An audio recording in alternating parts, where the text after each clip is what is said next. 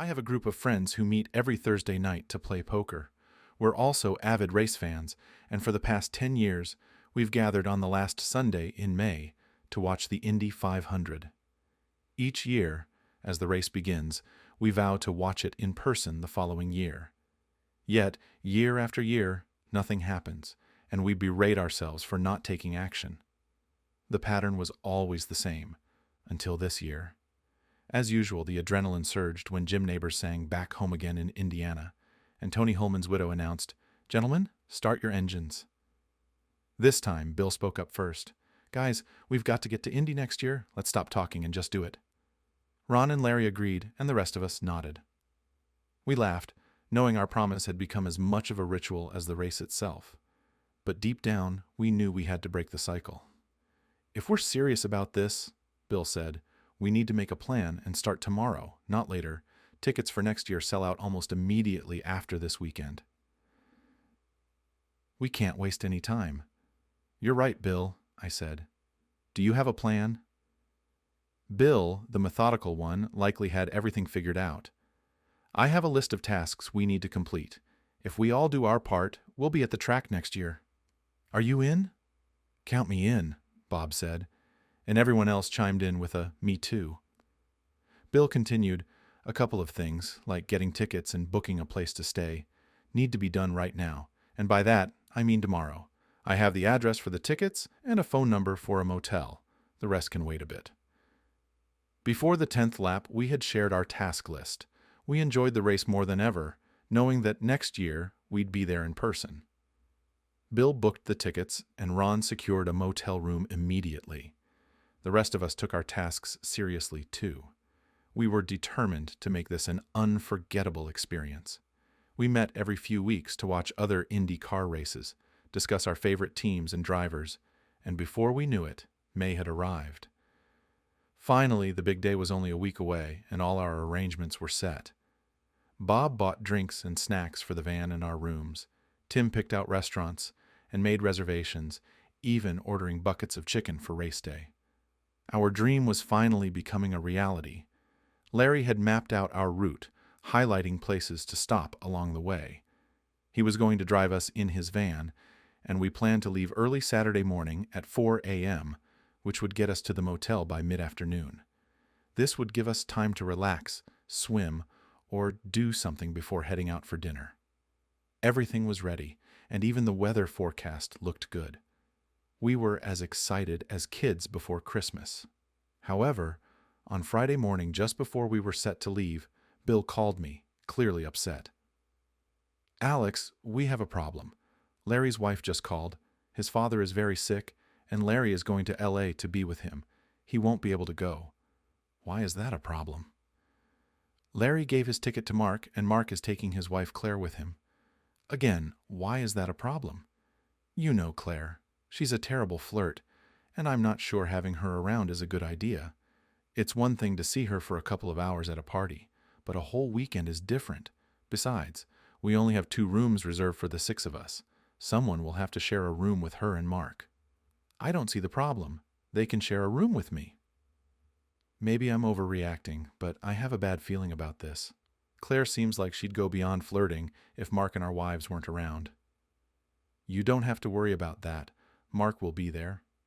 "Yeah, but you know how Mark gets when he drinks. 3 or 4 beers, and he's not himself, and you know we'll be drinking a lot on this trip. I still think you shouldn't worry. Everything will be fine." "God, I hope so." I was hoping the same. After thinking it over, I decided to call Tim to get his opinion.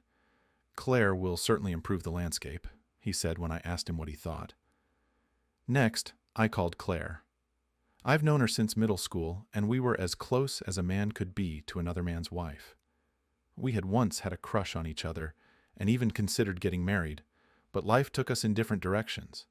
Claire got a full scholarship to Michigan State University, and we drifted apart.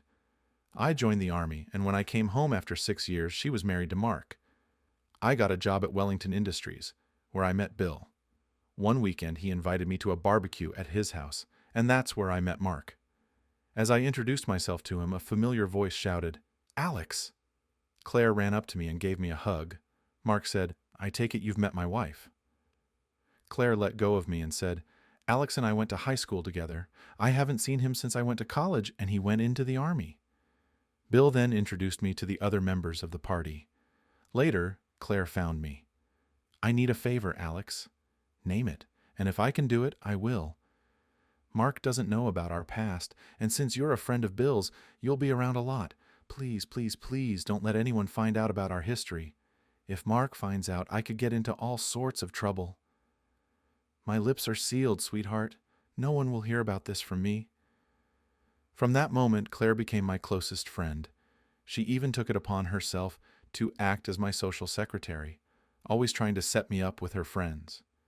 When I called her about Bill's concerns and asked if she still wanted to go, she assured me she could handle it, so I dropped the subject. Right after dinner, I called Bill to let him know. "Does she know we're sharing 2 rooms?" he asked. "Yes, and she promised not to hog the bathroom." "Sure. And tomorrow the sun will rise in the west. We'll make it work. It's just for one night. See you in the morning. Can you pick me up?" "At 4, if you don't mind." "That's fine. See you then," he said and hung up. Before I could put the phone down, it rang again. It was Mark. Something had come up at work and he wouldn't be able to leave with us. "I'm flying out Saturday afternoon and will join you at the motel. Can you keep an eye on Claire for me?" "She'll be fine. She'll be with her friends."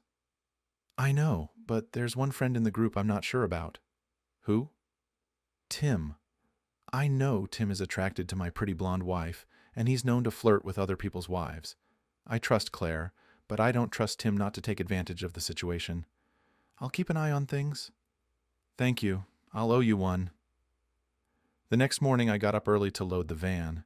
Mark dropped Claire off, and while I went to get the others, I voiced Bill's concerns again and told her what Mark had said about Tim. She repeated what she'd told me on the phone. "Don't worry, baby. I can handle Tim." By 4:30, I had everyone picked up, and we hit the road. Normally, the drive to Indianapolis takes 8 hours, but we planned to make a couple of pit stops, so it would take a bit longer. Claire started the ride up front with me, but at the first stop, Tim persuaded her to move to the back with him. "Alex shouldn't have all the beauty to himself," he joked. Claire laughed and agreed to join him. Although Tim could be forward, Claire, who had known him for a long time, always managed to keep things light and friendly without causing any tension. The next stretch of the trip was uneventful. Bob sat up front with me, and we chatted about nothing in particular. Occasionally I heard Claire giggling behind me, but didn't think much of it until she burst into loud laughter. Glancing in the rearview mirror, I saw her shifting away from Tim and heard her yell, "Stop it, Tim!" We all turned around to find them sitting at opposite ends of the seat, looking embarrassed. I wondered what had happened, but assumed if Claire had a serious issue, she wouldn't just be sitting there. At the next stop, I asked Claire if everything was okay. "Is Tim misbehaving?" "It's fine. He was just trying to tickle me because I told him I wasn't ticklish. When I tried to get away, he accidentally grabbed my left breast. That's when I screamed. Knowing Tim, it probably wasn't really an accident. Maybe you should switch seats with me." "I'm sure I'll be fine. I'd just like to stretch out a bit and maybe take a nap, unless you want me to move. It's up to you. I just don't want anything to upset you and ruin the trip." I trusted Claire to handle the situation and didn't push it further. On the final leg of the trip, Claire pulled out a blanket and lay down in the back seat, resting high her head on Tim's lap. She seemed to fall asleep, and I didn't hear any more from them. The rest of us talked occasionally, but mostly the guys dozed off while I drove. We arrived at the motel around 2:30 and checked in. As we unloaded the van, I asked Claire how things went with Tim. "Well," she said, blushing slightly, "I didn't want to make a big deal out of it. It felt like I was back in the high school cafeteria. It amused me, so I didn't make a scene. He tried a couple of times, and I had to push his hand away. The second time, I did it quite forcefully, and I think he got the point. I'm sorry about what happened. I'll have a talk with Tim. He shouldn't be behaving like that. Don't worry about it. No harm was done. I'll handle it. I don't want to make a big scene over this. It's not the first time he's been too forward. I've dealt with him before." I was taken aback by Claire's comment. I hadn't realized Tim had been flirting with our friends' wives. I was about to ask more when Bill interrupted, saying the van was unloaded and we needed to move it from the motel entrance. When we got to our rooms, we discovered they were adjoining with a connecting door. Each room had double beds, so one room was for me, Mark, and Claire, and the other was for the rest of the guys. The rest of the day passed quickly and smoothly. We all donned our bathing suits and enjoyed a few hours in the motel's heated pool. We each had a couple of drinks, but no one was close to being intoxicated. Afterward, we changed and headed to the bar for a drink before dinner. Claire wanted to freshen up, so she changed into something dressier than the t-shirt and denim skirt she'd worn on the drive. When she emerged from the bathroom, she looked stunning in a white ruffled blouse and a tight-fitting navy blue skirt that ended a few inches above her knees. Bob and Tim whistled in appreciation, and even the usually gruff Bill complimented her.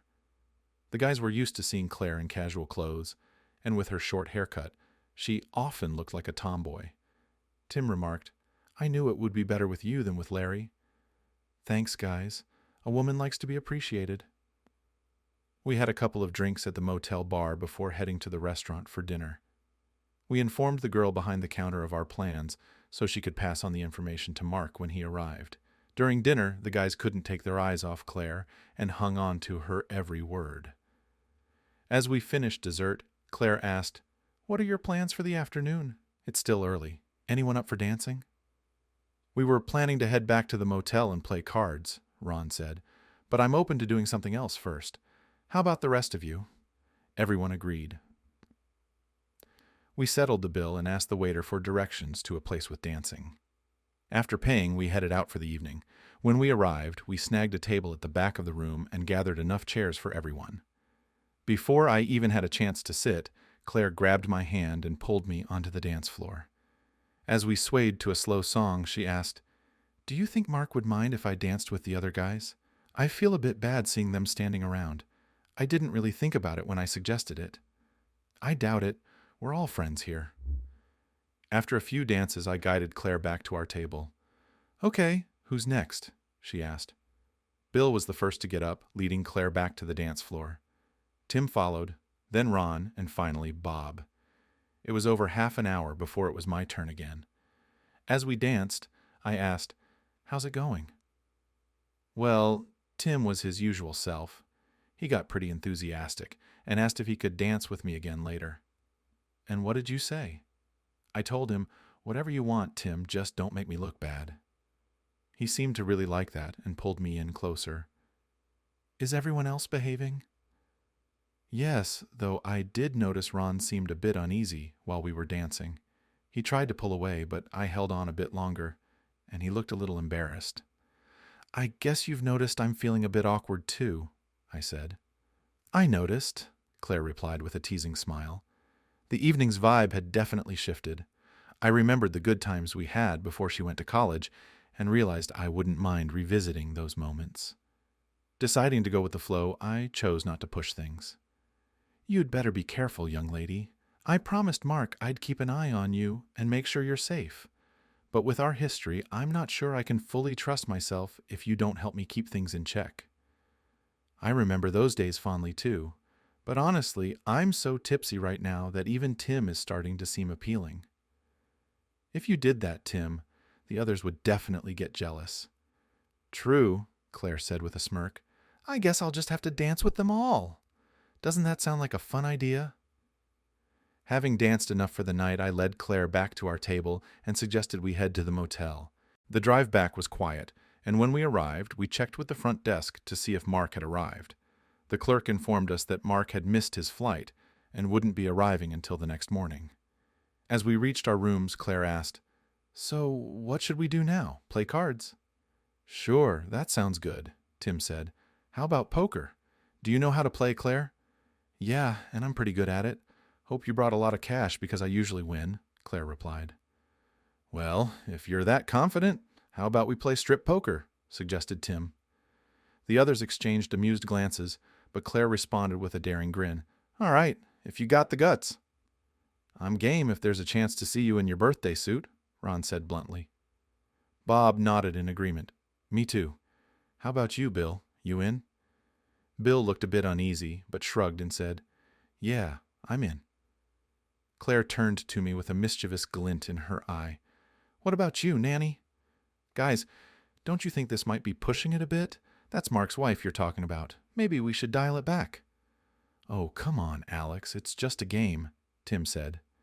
Yes, but it's a game where clothes come off. Think about how Mark will react when he finds out, I pointed out. I won't say a word, Tim assured. What about the rest of you? The group nodded in agreement, seemingly eager to keep the game a secret from their own spouses. I looked at Claire, waiting for her decision. It's your call, Claire. She looked me straight in the eye and asked, You're my babysitter. Are you going to tell? I shrugged and replied, Deal the cards. Ron pulled out the deck he had brought, and we began playing. I won, and called a 7-card stud under Chicago rules, where only the lowest hand had to be dealt. As we played, after the first 5 hands, I noticed a shift. Claire was the only one still fully dressed. The others had only removed their shirts, but the trend was clear. You're cheating, Claire, Tim said after the 5th hand. I don't know how you're doing it, but there's something off. Is that a marked deck, Ron? Of course not. Don't worry. Her luck will turn, Ron said. Sure enough, Ron was right. Claire lost the next hand and proceeded to unbutton her blouse, asking Tim for help to take it off. Naughty boy, Tim. Don't touch the merchandise, Claire teased. You didn't mind it earlier in the van. In fact, you seemed to enjoy it, Tim shot back. The other guys flinched at his comment, but Tim finished helping Claire remove her blouse. Bob dealt the next hand, and this time Tim lost. He had to take off his pants. Hey, Claire, can you give me a hand? Tim asked as he stood beside her. You guys have to let me rest. I'm so sensitive right now, I can't take it anymore, Claire said. You're right, Bob agreed. In fact, I'm in favor of skipping tomorrow's race and just staying here. I agree, Tim said. Thanks, guys, Claire replied, sitting down. I'd actually like to do this again. I've never felt this good. It's an incredible feeling. Bob nodded. You're right, but if we're going to do it in the morning before the race, we'd better get some rest. Amen, Tim said, and the boys went to their rooms. When they left, I asked Claire how she was feeling. So, how do you feel about what just happened? I feel great. Really, I feel like I've thawed out. I had a fantastic time. How about you? You're supposed to be babysitting me, she replied with a smile. Like I could have stopped you once you got started. It reminded me of our early years. I never thought I'd get to be with you like that again. Just then, Claire's cell phone rang. After a brief conversation, she hung up and said, That was Mark. He's not coming. His next flight won't get him here until after the race is over. You know what that means, right? I asked. What? She replied. It means if you keep up what you did today, it could continue all day tomorrow, since Mark won't be around to stop you. I don't mind, Claire said with a smile. We climbed into bed. Claire fell asleep almost immediately, but I lay awake, pondering how I'd explain everything to Mark when we got home. I was sure he'd find out. Everyone talked, and someone would surely spill the beans. I thought about waking Claire, but decided against it. She needed her rest for what was likely to be a busy day ahead. I was jolted awake by a loud noise. Reaching out, I realized Claire wasn't in bed. The noise came from the headboard of the other bed in the room banging against the wall. I looked over and saw Tim and Claire tangled up on the other bed, with Bob standing at the foot of the bed, watching. A knock on our door revealed Bill and Ron, who joined Bob.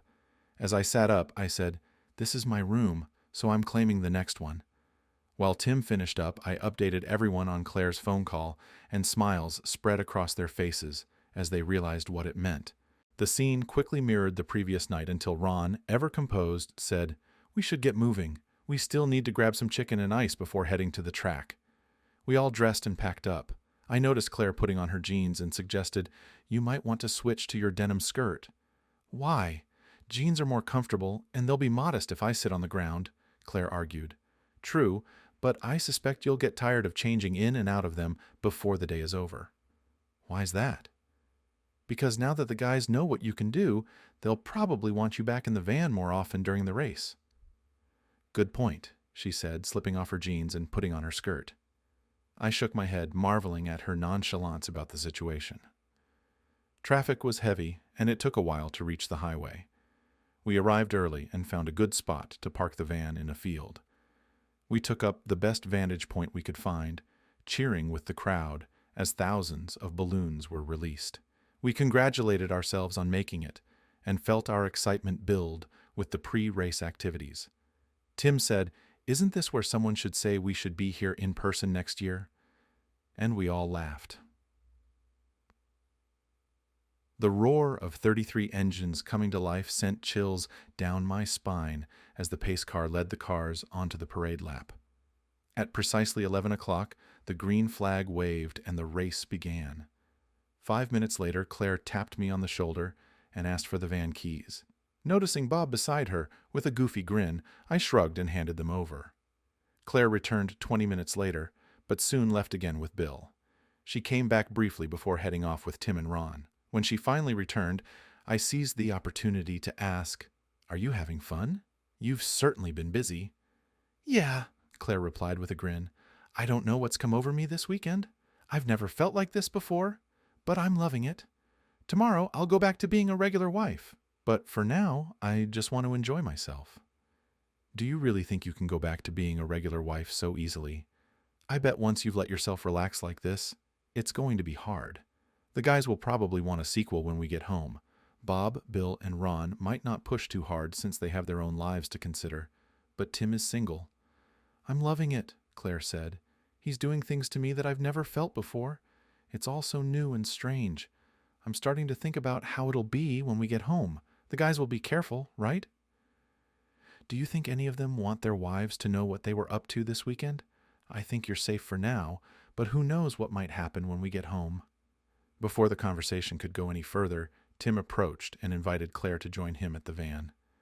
They walked off hand in hand, and I shook my head at the absurdity of it all. I gave them a 10-minute head start before heading to the van myself. Standing outside, I smiled at Tim as he emerged, said, "My turn," and climbed in. Claire greeted me with a smile. "I was wondering if you'd take turns," she said. Spreading her legs wide, she added, "Hurry up, Nanny." Claire and I returned to the track just as the white flag signaled the last lap. We cheered with the crowd as the leader completed his victory lap.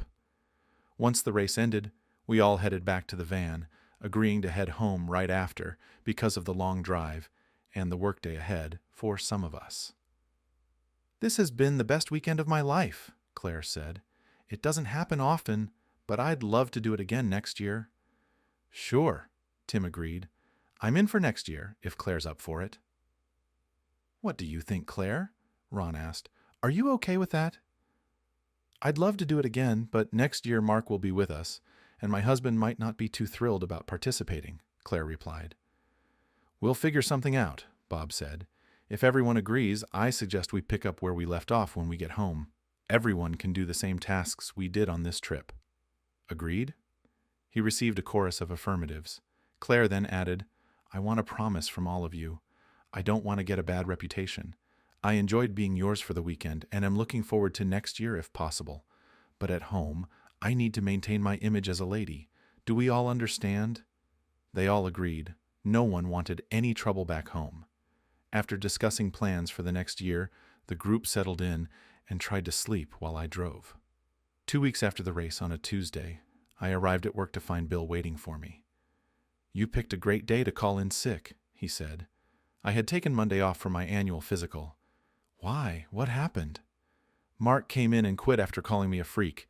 He found out about the weekend at the race." "How?" Everyone swore to silence. "I don't know, but he did. I think he wanted to confront me, but changed his mind. Anyway, he left." "Shit," I said. "I hope he didn't do anything to Claire." Back at the office, I tried calling Claire on her cell, but all 3 calls went to voicemail. With my day off on Monday leaving me behind, I was swamped with work, and Claire slipped to the back of my mind. That evening at home, while I was deciding which frozen dinner to prepare, the doorbell rang. I opened the door to find Claire standing there. "Please, mister, could you take in a poor homeless girl? I promise you'll like how I pay for room and board." I stepped aside to let her in. I assume you've heard about what happened?"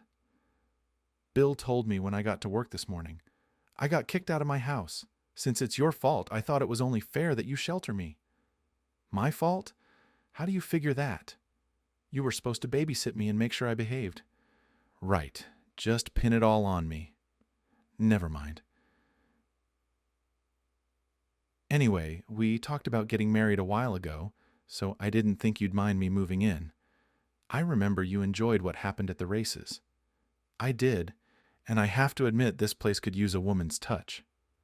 My stuff is in the car. Do you want to help me move it in? There's one small problem.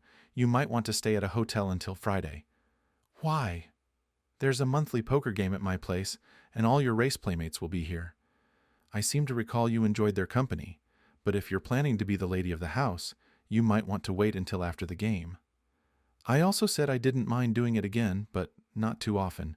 Thursday would be too soon, maybe in 6 months or so. But that will be up to you. Depends on me? Yeah, baby, it's up to you. You took me in, so I'm your woman now. It's up to you whether I join in with your friends or not. Why do I get a choice? You were with Mark, and he didn't have a say. I think it's time for the truth.